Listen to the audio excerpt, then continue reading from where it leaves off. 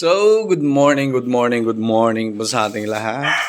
Araw ng Sabado, September 6, 2025.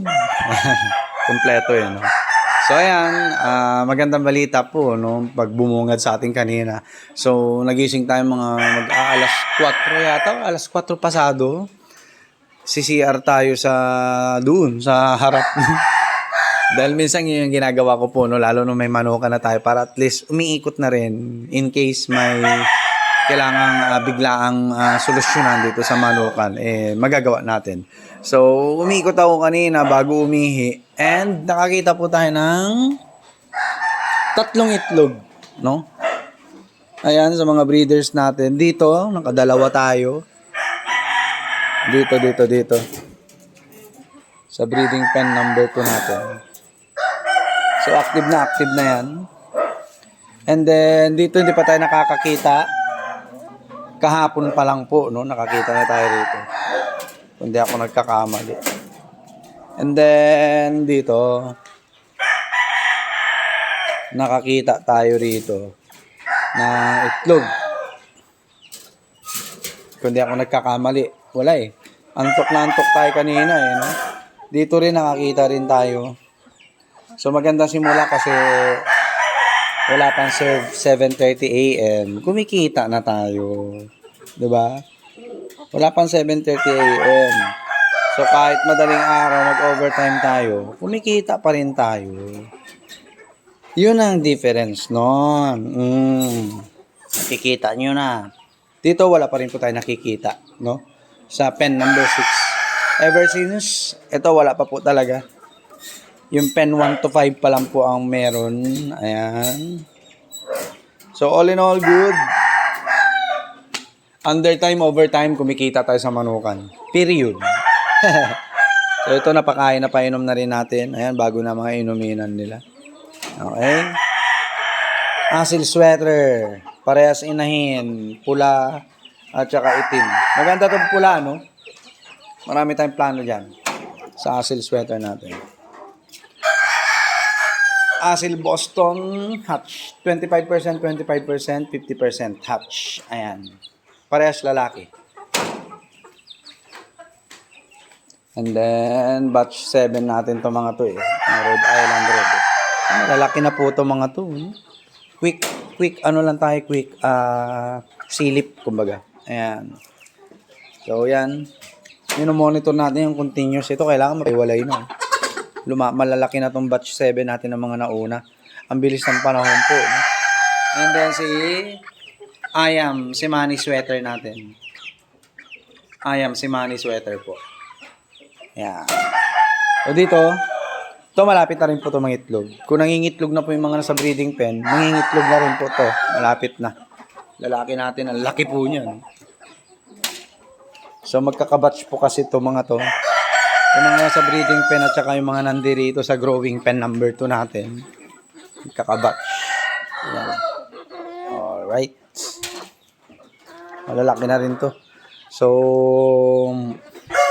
more than 2 trays ang makokolekta natin itlog bago pumatak ang December. Ayan. Okay. Quick update lang naman to. Bago tayo pumunta sa itlogan. White Leghorn. Ito yung tatay nung ayam si Manny sweater natin. Sa totoo lang po, Red Kelso ayam si Manny po yan. Itong row natin, babalik na natin doon sa breeding pen number 1, no? Babalik na po natin to. Nakapagpahinga na. And then yung may mga sakit natin, 3.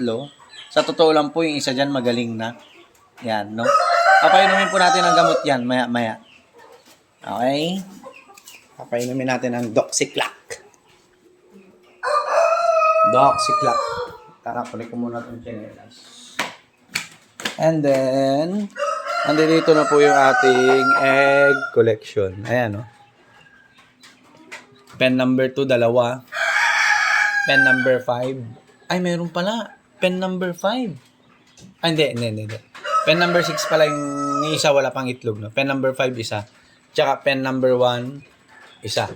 and counting, no? Sana madagdagan na po to para at least ay mapuno na natin itong automatic incubator natin.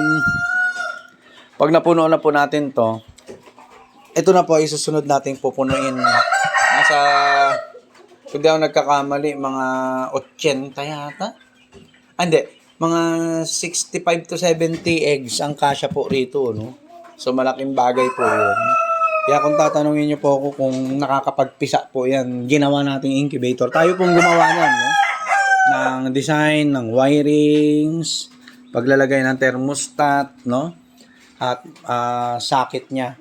Tayo pong gumawa niyan. Kung tatanungin niyo po ako kung nakapisa na ang DIY incubator natin, yes po, nakapisa na po tayo ng mga sisiw po sa DIY incubator natin, no?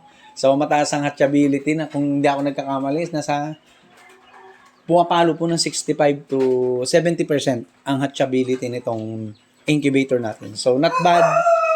At least, hindi below 50%, no? Pwede natin gamitin. So, magagamit po yan kapag ito napuno na natin. Magagamit na po natin to. And, plan po natin sa bonus pag dumating yung kaperahan natin na magdagdag pa ng isang brooder na ganito. No? Isa pa dito siguro. Kaya ito i-clear na natin yan eh. No? Isa pang straight dyan. No? Na brooder. Na ganito rin po ang size.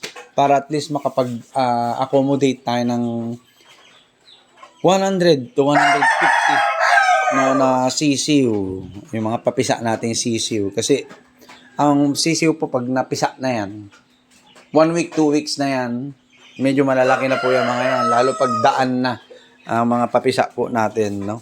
So, yun lang po ang update natin. Meron na tayong 4. Mamaya mag-a-update po ulit tayo, no? Sa collection natin. Mga makapananghali or hapon na po siguro. Ayan, meron tayong 4 sa mga breeders natin. Lalagay po natin sa incubator yan. And yun lang po. Maraming salamat po sa mga subscribers natin sa YouTube, mga viewers din natin, and followers sa Facebook po natin. And God bless po sa ating lahat. Peace!